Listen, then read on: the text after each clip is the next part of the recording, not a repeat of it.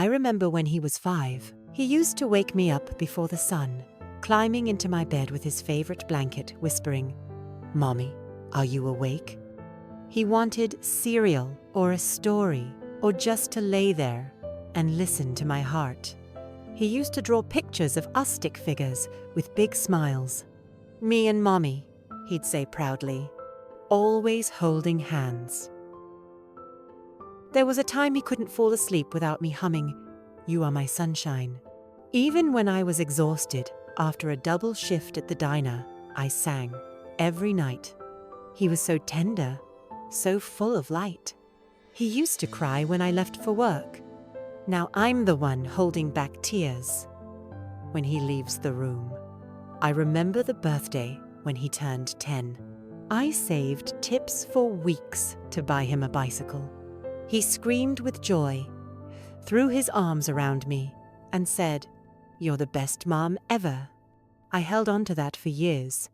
Even now, I sometimes whisper it to myself, like a prayer, "You're the best mom ever." But that little boy is gone. He's a man now, tired, frustrated, carrying things I can't see or fix. And somehow, I became the thing he wants to escape. Sometimes, I wonder if I loved him too much, if I held on too tightly, if he resents me for still being here. The silence in our home isn't quiet. It's full of memories that ache. Still, I make him breakfast, not because he needs it, but because I need to remember that I was once his home. And maybe, just maybe, I still am. Some nights, I lie in bed and ask myself, what did I do wrong? Where did I lose him? Was it when I told him he could move back in after his divorce? Was it when I asked too many questions? Or maybe when I stopped asking altogether? I tiptoe around him now, careful with my words, careful with my eyes, afraid that even a look might annoy him. He barely speaks to me unless he needs something. A ride, money, a favor. And when he does ask, it comes with a sigh, a shrug, and never a please. But I give anyway, because I'm his mother, because I don't know how not to give. And yet, I'm tired, not just in my bones, but in my heart.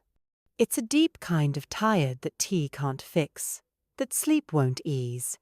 Sometimes, I think about packing a small bag and disappearing for a few days. No note, no explanation, just to see if he'd notice, if he'd care. But I never do. Instead, I fold his laundry, cook his meals, keep the light on when he's out late. And then I sit by the window with my hands in my lap and wonder, is this motherhood? Is this what it becomes? I gave him my youth, my strength, my everything. And now, I'm just here, quiet, unseen. The other day he told me to stop hovering. I was just standing by the door, holding his jacket. I smiled, nodded, went back to the kitchen, and cried into the sink while washing his coffee mug. I've learned to cry without making a sound. I've learned that pain doesn't always scream. It often whispers, "You don't matter anymore." It was Linda from church who first mentioned meditation. She said it helped her sleep after her husband passed, helped her stop replaying old conversations in her mind over and over like a broken film reel. I didn't think it was for me. I'm not a spiritual person. I don't wear beads or chant mantras. I make scrambled eggs and fold towels. That's who I am. But one morning, after my son left for work without a word again, I sat down on the couch and just couldn't move. Not because my body was tired, but because something inside me felt so heavy, so worn. I didn't know how to go on pretending like it didn't hurt. So I looked up a video. 5-minute guided meditation for beginners. The woman's voice was soft, slow, She said, "Close your eyes. Focus on your breath. You are not your pain." I didn't understand that. Of course I'm my pain. It lives in my chest, in my throat, in my hands, when I reach for him and he pulls away. But I tried. Breathe in. Breathe out. Don't fix. Don't chase. Just notice. At first, all I noticed was noise. Dishes in the sink. The neighbor's dog. My own mind spiraling. But then, something happened. A small pause between thoughts. Just a second. And in that silence, I felt here. Not as his mother, not as the cook or the invisible roommate. Just a woman. Sitting, breathing, existing. It was the first time in years I wasn't waiting. Waiting for him to thank me. Waiting for the past to come back. Waiting to matter. I just was. And it felt enough. I started meditating every morning. Just 10 minutes at first, before the coffee pot finished brewing. I'd sit in the armchair by the window, close my eyes, and breathe. Sometimes, thoughts rushed in his words, his silence, memories of when he was small. But slowly, I learned not to follow them.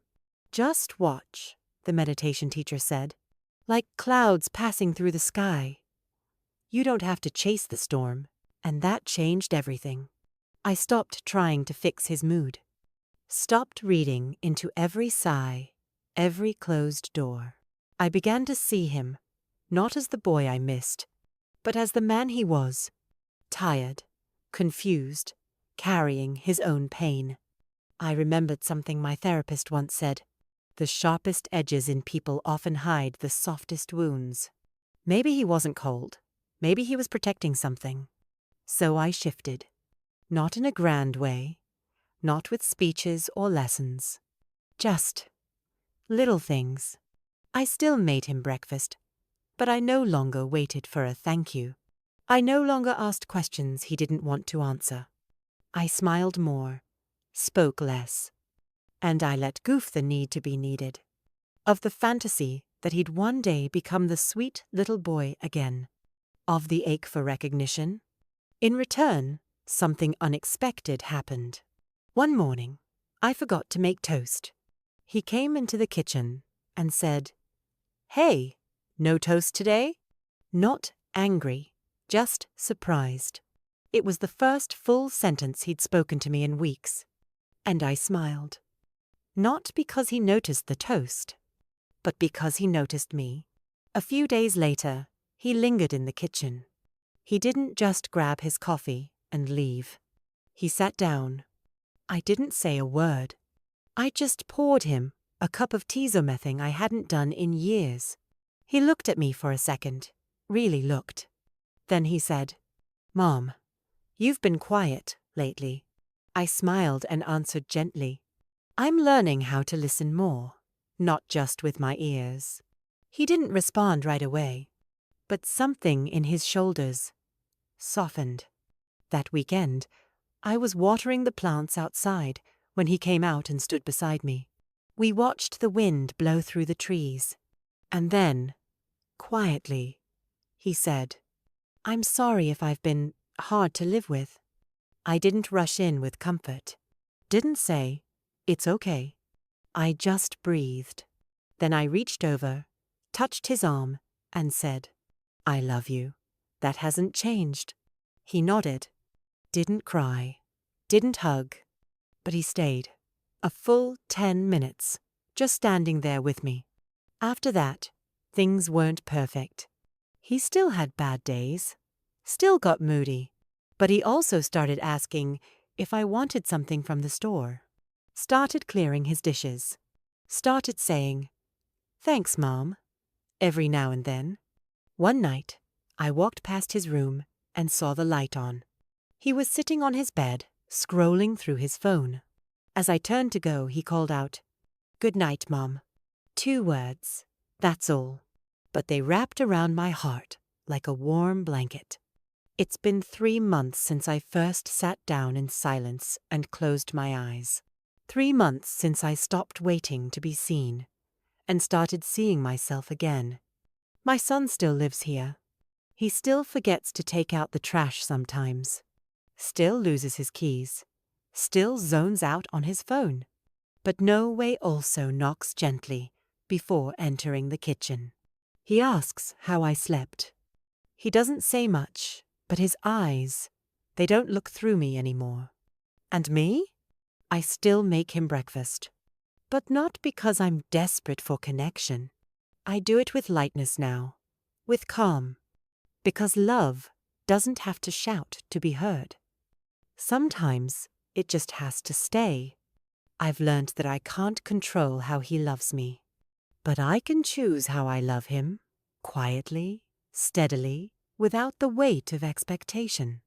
And in that space, he's finding his way back to me. Not the boy he used to be, not the man I dreamed he'd become, but the human he is, flawed, growing, real, and I'm finding my way back to myself. To those of you who listened to this story, thank you. If you're a mother, feeling invisible, unheard, tired, please know you are not alone. And if you're someone's child, maybe today's the day to look again. Really look. Because sometimes, between one breath and the next, a whole new beginning is waiting. Thank you for being here. Don't forget to subscribe and share your own story in the comments. Your voice matters,